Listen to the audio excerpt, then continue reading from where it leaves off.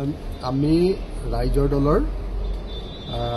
আটাইকেইটা ভাতৃ ভগ্নী সংগঠন সহকাৰে সকলোৰে এখন আজি কৰ্মী সন্মিলন পাতিছিলোঁ। কৰ্মী সভা মানে আমাৰ মূল লিডাৰশ্বিপৰ আমাৰ সমষ্টি কমিটিৰ প্ৰেচিডেণ্ট ছেক্ৰেটাৰী, আমাৰ মণ্ডল কমিটি, আমাৰ পঞ্চায়তটোক মণ্ডল বুলি কয়, মণ্ডল কমিটিৰ সভাপতি সম্পাদক আৰু জিলা কমিটিৰ সভাপতি সম্পাদক, তেখেতসকলৰ এখন বৈঠক আমি আজি আয়োজন কৰিছিলোঁ কৰ্মীসকলৰ। সেই কৰ্মী সভাতে আজি আমি সিদ্ধান্ত গ্ৰহণ কৰিছোঁ যে 2024 চনৰ লোকসভা নিৰ্বাচনত ডিব্ৰুগড় লোকসভা সমষ্টিত আমি বিৰোধী ঐক্য মঞ্চৰ প্ৰাৰ্থী লুৰিণজ্যোতি গগৈক জিকাবৰ কাৰণে সৰ্বতোপ্ৰকাৰে সমস্ত শক্তি প্ৰয়োগ কৰি উৎসৰ্গীকৃত মনোভাৱেৰে কাম কৰিম বুলি আজি সিদ্ধান্ত গ্ৰহণ কৰিছোঁ। আমি এই সিদ্ধান্ত লোৱাৰ প্ৰধান কাৰণটোৱে হ'ল যে 2024 চনৰ নিৰ্বাচনটো ভাৰতৰ ইতিহাসৰ আটাইতকৈ বিশেষ নিৰ্বাচন। গোটেই সংসদীয় ইতিহাসত স্বাধীনতাৰ পাছত যিমানবিলাক ইলেকশ্যন হৈছে তাৰ ভিতৰত আটাইতকৈ ক্ৰিটিকেল বা জটিল নিৰ্বাচনটোৱে হ'ব এইবাৰ। কাৰণ এইবাৰ ইলেকশ্যনত যদি সঁচাকে জয়ী হয় বিজেপি দলটো, তেতিয়াহ'লে আমাৰ দেশৰ সংবিধানখন বদলি হৈ যাব আৰু আমাৰ দেশৰ গণতান্ত্ৰিক ব্যৱস্থাটো এটা স্বৈৰতান্ত্ৰিক বা এটা ফেচিবাদ বা একনায়কত্ববাদী বিষয়ে গুচি যাব। আমাৰ দেশখন ধৰ্মৰ ভিত্তিত মৌলবাদী শক্তিবিলাকৰ এখন দেশত পৰিণত হ'ব। দ্বিতীয়তে, যদিহে সঁচাকৈ এইবাৰ বিজেপি জয়ী হয়, তেতিয়াহ'লে আমাৰ দেশৰ ৰাজহুৱা সম্পত্তিবিলাক আৰু ৰাইজৰ হৈ নাথাকিব। এইবিলাক চব ব্যক্তিগত কৰ্পৰেটবিলাকৰ হাতত তেওঁলোকে বিক্ৰী কৰিব। আৰু তৃতীয় যিটো বস্তু আটাইতকৈ ভয়ংকৰ কথা হ'ব যে সকলো বস্তুৰ মূল্য এনেকুৱা ভয়ংকৰভাৱে বৃদ্ধি পাব যে দেশত সাধাৰণ জনতা থকাটো একেবাৰে অসম্ভৱ হৈ পৰিব, যিহেতু বিজেপিয়ে কৰ্পৰেট বা কোম্পানীৰ ওপৰত গোটেই দেশৰ অৰ্থ ব্যৱস্থাটো এৰি দিয়ে।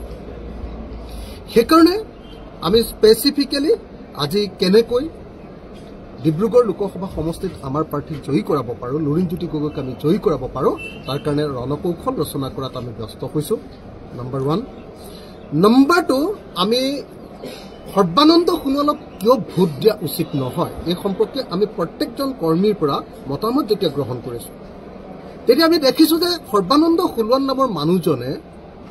ডিব্ৰুগড় লোকসভা সমষ্টিৰ কাৰণে এতিয়ালৈকে কোনো গুৰুত্বপূৰ্ণ কাম কৰিবলৈ সক্ষম হোৱা নাই। কেন্দ্ৰীয় মন্ত্ৰী হিচাপেও সৰ্বানন্দ সোণোৱালে ডিব্ৰুগড়ৰ কাৰণে কোনো আঁচনি আনিব পৰা নাই। তেওঁ ছাত্ৰ জীৱনৰ পৰা কৈ থকা নামৰূপৰ সাৰ কাৰখানাৰ চতুৰ্থ গোট সদায় তেওঁ সদৌ অসম ছাত্ৰ সন্থাত থকাৰ পৰা সদায় গাই থাকে মুখেৰে, কিন্তু এতিয়ালৈকেতো নামৰূপ সাৰ কাৰখানাৰ কাৰণে তেওঁক একো কাম কৰা আমি নেদেখিলোঁ। কেন্দ্ৰীয় মন্ত্ৰী হিচাপে তেওঁ ডিব্ৰুগড় লোকসভা সমষ্টিৰ কোনো এটা ঠাইতে কোনো এটা বিশেষ প্ৰজেক্ট আনিবলৈ সক্ষম নহয়। লোকসভা সমষ্টিটোৰ উন্নয়নৰ কাৰণে কোনো বিশেষ প্ৰজেক্ট আনিবলৈ তেওঁ সক্ষম হোৱা নাই। মুখ্যমন্ত্ৰী হিচাপেও এই গোটেই ডিব্ৰুগড় লোকসভা সমষ্টি এলেকাত তেওঁ এনেকুৱা কোনো ধৰণৰ বিশেষ কাম কৰা নাই, যিটোৰ কাৰণে ডিব্ৰুগড়বাসী ৰাইজ সৰ্বানন্দ সোণোৱালৰ ওচৰত কৃতজ্ঞ হৈ থাকিব লাগে। ডিব্ৰুগড়বাসী মানুহে সদায় সৰ্বানন্দ সোণোৱালক মৰম কৰিছে, তেওঁক মৰমেৰে উপচাই পেলাইছে। তেওঁ যেতিয়াই নিৰ্বাচনত উঠিছে তেওঁক ভোট দিছে, তেওঁক সহযোগিতা কৰিছে, আৰু সৰ্বানন্দ সোণোৱালে তেওঁৰ ব্যক্তিগত স্বাৰ্থটো পূৰণ কৰিছে। তেওঁ কেন্দ্ৰীয় মন্ত্ৰী হৈছে, ডিব্ৰুগড়ৰ পৰাই গৈ তেওঁ আপোনাৰ অসমৰ মুখ্যমন্ত্ৰী হৈছে। ডিব্ৰুগড়ৰ পৰা তেওঁ মৰম লাভ কৰিছে সদায়। ডিব্ৰুগড়ক তেওঁ জন্মভূমি বুলি কৈ সদায় তেওঁ এনেকুৱা ধৰণে মৰম লাভ কৰিছে, কিন্তু তাৰ বিনিময়ত সৰ্বানন্দ সোণোৱালে ডিব্ৰুগড়বাসীৰ কাৰণে একো দিব পৰা নাই। ডিব্ৰুগড়ৰ পৰা কেৱল তেওঁ লৈছে, তেওঁ ডিব্ৰুগড়ক একো দিব পৰা নাই। আনকি সৰ্বানন্দ সোণোৱাল যিটো জনগোষ্ঠী বা যিটো জনজাতিৰ পৰা কৈছে সোণোৱালসকলৰ কাৰণেও এতিয়ালৈকে সৰ্বানন্দ সোণোৱালে একো কাম কৰা নাই বুলি সোণোৱাল জনগোষ্ঠীৰ জাতীয় সংগঠনবিলাকে আমাক স্পেচিফিকেলি কৈ আছে। যেনেকৈ ধৰক সোণোৱাল জাতিৰ বহুৱা নৃত্য, যিটো তেওঁলোকৰ যিটো ফোক সোণোৱাল জাতিৰ, সেই লোককৃষ্টিটোৰ কাৰণে সুৰক্ষিত কৰিবৰ কাৰণে তেখেতে 1 কোটি টকা এটা দিম বুলি কৈছিল। এতিয়ালৈকে সেইটো পোৱা নাই। সোণোৱাল জনগোষ্ঠীৰ ডিব্ৰুগড়ত যেটো আপোনাৰ গেষ্ট হাউচ খুলিব খুজিছিল অৰ্ধনিৰ্মিত হৈ আছে তাত 4-5 কোটি টকা দিম বুলি কৈছিল তেওঁ একো 1 টকাও এতিয়ালৈকে দিয়া নাই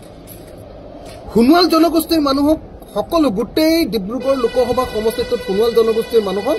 বাৰম্বাৰ উচ্ছেদ কৰি থকা হৈছে একজন সোণোৱাল জনগোষ্ঠীৰ মানুহৰ সেই উচ্ছেদৰ বিৰুদ্ধে সৰ্বানন্দ সোণোৱালে এটা মাত দিয়া নাই এটো মই তেওঁৰ নিজৰ জাতিটোৰ কথা কৈছো তেওঁ নিজৰ জনজাতিটোৰ কথা কৈছো নিগোষ্ঠীটোৰ কথা কৈছো সেই নিগোষ্ঠীটোৰ মানুহৰ কাৰণে সৰ্বানন্দ সোণোৱালে কাম কৰা নাই আনকি সৰ্বানন্দ সোণোৱাল ইমান অকৃতজ্ঞ এজন মানুহ যে তেওঁৰ লগত 24 ঘণ্টা লাগি থকা যিবিলাক নেতা কোনো এজন নেতাৰে ৰাজনৈতিক ভৱিষ্যত তেওঁ সুৰক্ষিত কৰা নাই তেওঁৰ লগত লাগি থকা আজিৰ দিনটোতো লাগি আছে মৰমেৰে আবৰি ৰখা তেওঁৰ লগত অনবৰতে ঘূৰি থকা যিবিলাক বিজেপি দলৰ আজিৰ নেতা কোনো নেতাৰ ৰাজনৈতিক ভৱিষ্যতৰ কাৰণে যে এওঁক এমএলএ সিটটো দিম এওঁক আমুকত চেয়াৰমেন দিম এওঁক আমুকত এনেকে কাম কৰাৰ সুযোগ দিম কোনো এজন তেওঁৰ লগত থকা কোনো নেতাৰ কাৰণে সৰ্বানন্দ সোণোৱালে কোনোদিন ব্যক্তিগতভাৱে তেওঁলোকক সহযোগ কৰাৰ কোনো উদাহৰণ আমি দেখিবলৈ পোৱা নাই কিন্তু সৰ্বানন্দ সোণোৱালকতো ডিব্ৰুগড়ে কেৱল দি আছে সৰ্বানন্দ সোণোৱালে বিপৰীতে ডিব্ৰুগড়বাসী মানুহক একো দিয়া নাই আৰু আটাইতকৈ ডাঙৰ কথা যে এইজন সৰ্বানন্দ সোণোৱালে ডিব্ৰুগড়বাসীক দিয়া নাই সোণোৱাল জাতিক দিয়া নাই আৰু একেটা সময়তে অসমকো দিয়া নাই তেওঁ অসমক বিধ্বস্ত কৰি দিব পৰা অসমীয়া মানুহক সন্ত্ৰাসিত কৰি দিব পৰা কা নামৰ আইনখন জাপি দিয়া হ'ল আৰু তেওঁৰ দিনতে 5 জন অসমীয়াক শ্বহীদ কৰা হ'ল দিল্লীৰ নিৰ্দেশত তেওঁ সদায় নতজানু হৈ থাকে হয় সৰ্বানন্দ সোণোৱাল ভদ্ৰলোক ভদ্ৰতা তেওঁৰ লগত ৰাখক ভাল কথা কিন্তু তেওঁৰ সেই ভদ্ৰতাৰ পৰা ডিব্ৰুগড়বাসী মানুহৰ কোনো উপকাৰ হোৱা নাই যদি তেওঁ কেন্দ্ৰটো এখাৰো মাত নামাতে তেওঁ এতিয়া যে মন্ত্ৰী হৈ আছে জাহাজ মন্ত্ৰী ভাৰতবৰ্ষৰ ভিতৰতে এটা ডাঙৰ মন্ত্ৰী পদ নহয় জানো কিন্তু সেই মন্ত্ৰী পদৰ পৰা অসমৰ কিবা উপকাৰ হৈছেনে সেই মন্ত্ৰী পদৰ পৰা ডিব্ৰুগড়ে কিবা পাইছেনে আপোনালোকটো ডিব্ৰুগড়ৰ সাংবাদিক হিচাপে এবাৰ সৰ্বানন্দ সোণোৱালে কৰা গৌৰৱ কৰিব পৰা এটা কামৰ নাম ক'ব পাৰিবনে কোনোবাই তেওঁ কেৱল লৈছে তেওঁ সকলো অসমীয়াই যেতিয়া দিছে দিয়াৰ পাছত তেওঁ সদায় লৈছে লোৱাৰ পাছত তেওঁ কিন্তু অসমীয়াৰ স্বাৰ্থত মাত মতা নাই তেওঁ অসমৰ ৰাইজৰ প্ৰতিনিধি ৰূপে দিল্লীত কিন্তু তেওঁ মাত মতা নাই কা যেতিয়া আহিছে কাখন আমাক নালাগে বুলি তেওঁ কোৱা নাই তেওঁ কি কৰিছে দিল্লীয়ে কোৱা কথাটো অসমীয়াক বুজাবলৈ চেষ্টা কৰিছে ৰাইজ দিল্লীয়ে কা জাপি দিছে আপোনালোকে মানিবই লাগিব দেই দিল্লীৰ এজেণ্ট ৰূপেহে তেওঁ অসমীয়া মানুহক বুজাবলৈ চেষ্টা কৰিছে তেওঁ অসমীয়াৰ প্ৰতিনিধি নহয় তেওঁ দিল্লীৰ এজেণ্ট দিল্লীৰ তাতকে যদি বেয়া শব্দ কওঁ নকওঁ বাৰু তেওঁ ভদ্ৰলোক আমিও ভদ্ৰভাৱেই থাকোঁ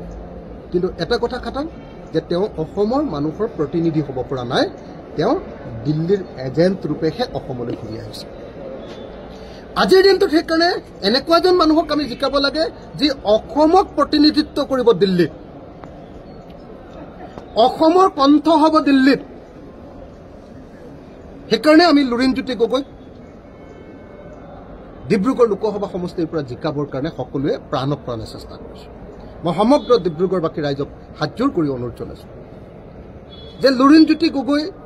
আজিৰ দিনটোত হয়তো সৰ্বানন্দ সোণোৱালৰ সমান ডাঙৰ ফিগাৰ নহয় বাহিৰত